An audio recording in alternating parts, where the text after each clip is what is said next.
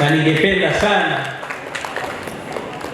Mheshimiwa Waziri wa Katiba, Sheria, uko hapa na wewe ndio unahusika na watumishi, kwa maana ya utumishi kule serikalini.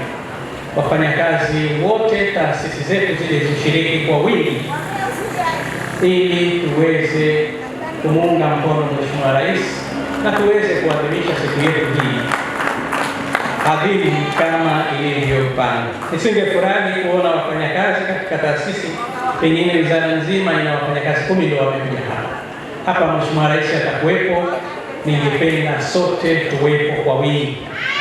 Bora nafasi isitoshe tutasimama, lakini ni vyema tukamunga mkono Mheshimiwa Rais, na hasa kwa jambo kubwa ambalo anakuja kuzungumza na wafanyakazi, na siku ya kilele cha sherehe za wafanyakazi inakuwa ni siku kubwa. Kwa hiyo ningependa wafanyakazi wote